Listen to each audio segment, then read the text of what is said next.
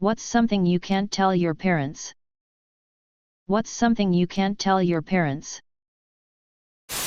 If you ever need help, then please know that there are many qualified people who would like to help you. UK. Oh. There are crisis services worldwide that are trained to provide support. They are designed to give temporary relief from feelings that are overwhelming you, and while they are unlikely to fix any underlying problems, can help you get through a tough hour/night/week. Chat services are usually available on these sites. In the US, calling 211 or going to their website is a free referral source. They have providers who will see you regardless of your ability to pay. Just as you would see a doctor when you are sick, you deserve to take care of your mental health. That I have major financial issues and am worried about the next month's rent. It would stress them out, and I don't want that to happen. I used to nick Mom's pot when I was in high school. I'm sure if I told her she'd laugh. But my stepfather got the blame at the time. Are you smoking before work? The stash is getting kind of light. And that man has a long memory. Of course he has a long memory. He didn't have nearly enough pot. My girlfriend and I won't be having a wedding. Sure. We'll be going to the Justice of the Peace and having a small reception. But my mom doesn't understand the concept of not having a wedding.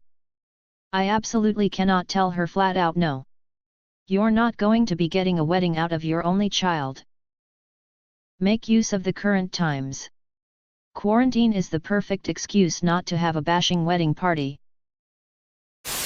This is the first Christmas I won't be spending with my family, so my parents have been shipping my GF and I a bunch of packages. The other day our doorbell rings and my GF goes out and sees an older woman in a baseball cap getting in her car and driving off. At our doorstep is a Christmas popcorn tin in a grocery store plastic bag. It's not addressed to anyone. There's no label indicating who it's from. It has a plastic seal around the top, but it looks old and not very tight. My GF works in law enforcement, so her immediate reaction was WTF. Bomb. Poison. Oh my. We ended up erring on the side of it not being a bomb and opened it in the garage. Turned out to be full of popcorn and nothing else. We were still suspicious, so we chucked out the popcorn and saved the tin. I notice in fine print on the inside of the lid the name of the company it's from, so I give them a call. It's a small local business and I end up chatting with the lady who delivered it. Apparently she thought she was told to deliver it anonymously. Turns out my mom had sent me popcorn and this lady asked her if she should say who it's from. And after not getting a reply in a few hours, decided to deliver an unmarked tin in a plastic bag. My mom has been having a hard time with all these restrictions and me not visiting, so telling her I threw out her gift because the lady who delivered it was stupid would make her feel awful. So now my GF and I must say that the popcorn was delicious and take that lie to our grave. TL. Dr. got suspicious unmarked popcorn tin and threw it out. Turns out it was a gift from my parents and I missed out on some sweet Christmas popcorn. I can't tell my parents how difficult they have made my life by neglecting me emotionally as a child. It used to be a bit of a meme that Daddy never hugged me. Well, like that. But to such an extreme degree that it actually qualifies as damaging. Ditto. Dad thought working as much as possible made a good dad. Like his dad did to him. Now that I'm 23 and distant because I moved away from work, he tells me he regrets not taking more time off and doing more things with us. He's a good guy. And he meant well, he just didn't know any better, I guess. He does now though, and I don't have the heart to tell him that my emotionally distant mother and him never being around basically stunted being able to feel emotions correctly. But I won't tell him that since he is trying the best he can. I got a BJ in their bed at a party I threw in high school. My unstable mental health. I don't think they'd understand. I didn't think my mum would understand either. Funny thing was, She was the one to seek professional help first. It was the best thing she ever did with her life. We now talk every week. Both her and I. I hope you get the opportunity to talk to them soon. Friend. I know that she's $500,000 in debt and does meth. That's rough, buddy. Speep happens. I just hope she changes before I get to the point where I will tell her that I know. How scared I am to have brain surgery in a few months and how angry I am this has happened to me. I know how stressed and worried they are already and I don't want to add to it. I personally know how terrifying it can be had a tumor removed plus cranioplasty, but honestly there is a light at the end of the tunnel. The physical pain is minimal to non-existent.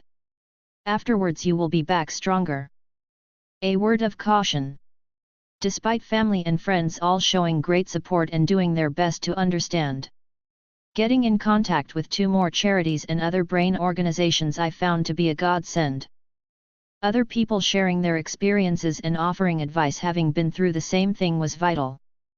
Good luck with the surgery. If you have any questions or need some advice, give me a shout.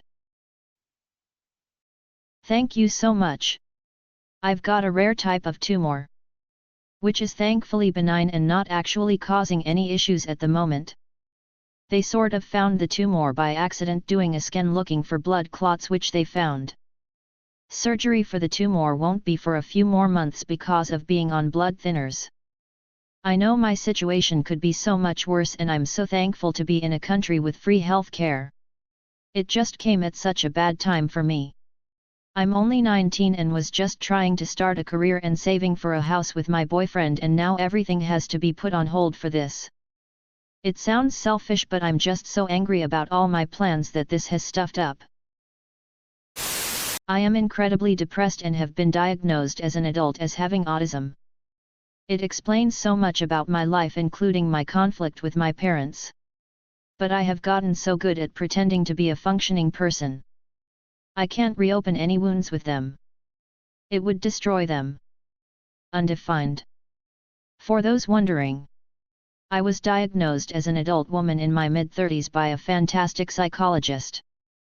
The diagnosis took me by surprise but simultaneously made my whole life make sense. Everything as they are both dead. Mind you, I am 65. Does coping with the loss of them ever get better? Easier? Sorry if I'm overstepping. Not OP, but lost my dad almost 15 years ago. I always describe it as not getting easier or better, but being different. Life will never go back to what it was before because there is a massive space in your life that was there before but now it's not. That can't be changed. But you learn how to adapt. There are days when I still get these massive "it's not fair" moments. Particularly now my kids are getting older. He died before they were born and I just know he would have been the best pop. My 12-year-old is desperate to have a project car and my dad always wanted to build one with us, but having 3 girls, we just weren't that interested. It's so steep that both he and my kids miss out on that experience that they would have loved to do together. I'm not happy with my body, life and friends to the point that I've contemplated suicide multiple times. I know I'm some random fbeepo on the internet, but I'm really sorry to hear that. Things can be better. You can DM me if you want to talk about it. That I was molested as a child by a stranger in kindergarten. I always feel like I don't want my parents to think they failed me cause they did a great job parenting. I've never told anyone and this is the first time writing it into words. Undefined. This hits close to home. I had this once when I was a child, but only told that he was a strange guy. My parents are amazing, but I would be heartbroken if they knew and maybe they would think they failed. Good luck to you and may everything be well. Same. I can't tell my mom that some of my first memories are of me getting molested by our upstairs neighbor. I'll never tell her. I can handle my speep.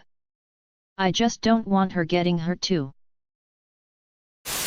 Back in high school I wasn't as good as they thought I was.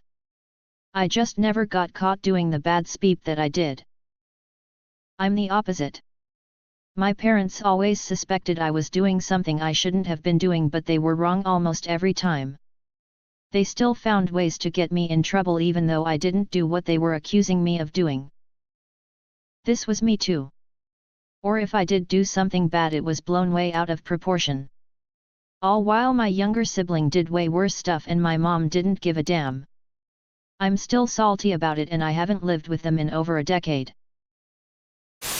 That I don't see a future for myself. They deserve better than to think they failed me. But I'm beginning to suspect they already think that. I felt similar in my mid-20s.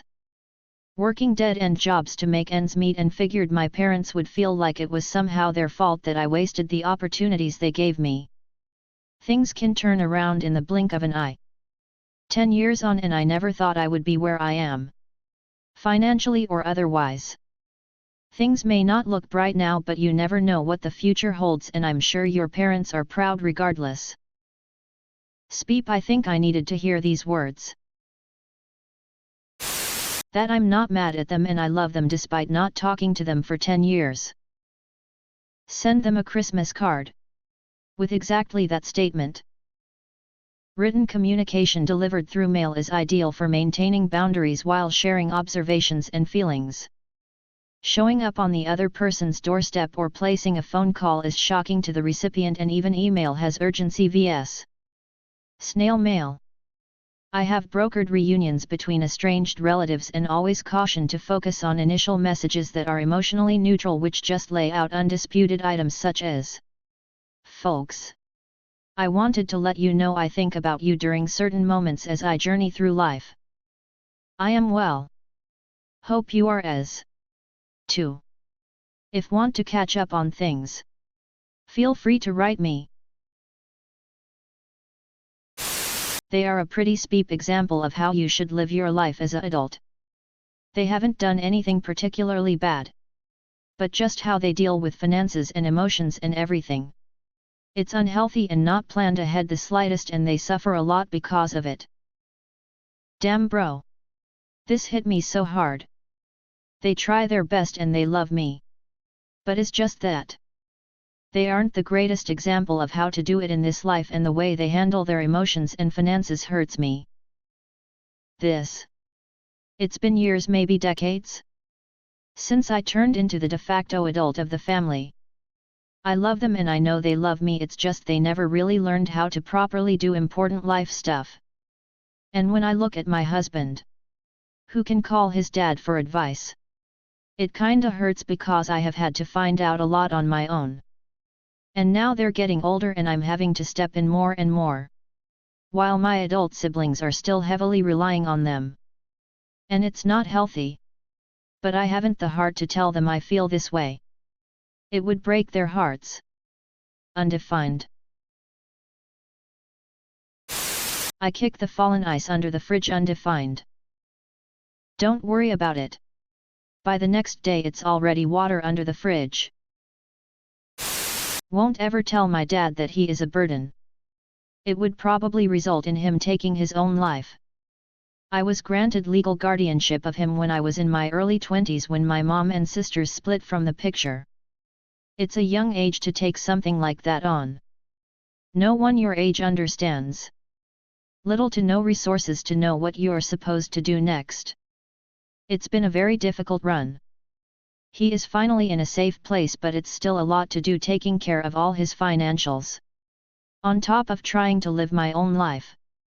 The rest of our family believes he should have just been abandoned. But I could never have done that. Despite the awful things he has done. It isn't who I am. Edit to add. I was having a knee-jerk kinda comment. And didn't expect my passing comment to garner as much attention. I took out some specific details that may identify me. It's heartwarming to know that I'm not alone. And to those who have any kind psychiatric, cognitive or physical disorder, please know that it does not make you automatically a burden to those who love you. There is so much more to my father's story that has led to this point. It can be hard to love someone. But that doesn't mean that I will give up. Can I prematurely give you some advice? I hope it's not too morbid. When he passes away, there is a good chance you will feel some relief in with the grief. Don't beat yourself up for that. It happened to me, and for a long time I felt incredibly guilty to even entertain such a feeling. What a heartless prick I must be. Don't accept that. However much you love someone, caring for them is a weight to bear, and it's natural to feel relief when that weight is removed, even if you bore it gladly. This happened to someone I was very close with. She cared for both her parents to some degree between the ages of 7 to 19. I felt for her so much, but she was drowning in that pressure and worry and guilt. I said it was okay to feel some peace amongst the guilt and grief when her mum passed. 6 years after her dad. It was half her childhood and all of her teens years. Too much for most adults to deal with. Never mind a young girl. That I have online friends. I know they just care about my safety. But it's the only way that I can talk to people that understand me. I'm old enough that it shouldn't matter. Either. This big time. I've had online-only friends across the world for years, and they're amazing. Absolute rock in my life, but my parents would freak out if I said I talk to people I've never met from across the world. I met my wife on Omegle. Hey Mom and Dad. I'm truly unhappy. I hate my life so much. You're not making it easier on me. You never see me as a person with wants and needs and ambition. Just someone that'll work for you. That'll make your paperwork. Care for my siblings. Go to their parent-teacher meetings. Clean. Drive you around and be your translator. It's fine. I've decided to give up on living to be able to support you. And I don't expect any thank yous. But please, at least don't tell me I'm not doing anything for you.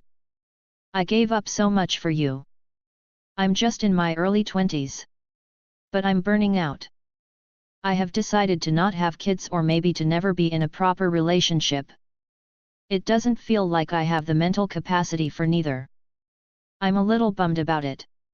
'Cause since I can remember I've always wanted to adopt 2 kids. That's how I saw myself. But at this point I'm not sure I can care for another person. I don't love you guys. And you know that. There's resentment from my past. The days you beat us up and told us how beeping little you thought of us. I remember the belt. I remember the hot water. I remember the beatings in the shower, or the additional beatings 'cause we cried. I was ready to give up that resentment. To move on. BC, both of you are trying RN. You're trying to change, but it's too late. You're still not seeing the extent of suffering you cause me and my siblings. I'm not happy, and if I ever decided to live my life fully, you'd probably disown me. Beat me or beeping kill me. You don't care about me or about the things I've done for you or given up for you. You only care about what others think of you. Even if it costs all our happiness. I'm not sure how long I'll be able to continue like this. I need out. Also, one more thing. You remember me wetting myself so often as a kid? Turns out, it was probably cause of trauma. My cousin used me back then. Sexually. That might have been it. But I never told you. Just got beaten up more for pissing myself. I'm still here. Still going to be here. Don't get me wrong. I'm still thankful for many other things, but I'm just so beeping unhappy and exhausted. First off, I'm really sorry you are going through this. Second, family isn't whose blood you have in you. Family are those that make you happy and would never do such things to you. You are by no means tied to them or obligated to do speep for them. You aren't a footnote. You are a person. An individual that should live their life as you see fit. It might be hard to convince yourself of this, but you have the power to change your life. Never feel like you owe someone your time just because you happen to share DNA.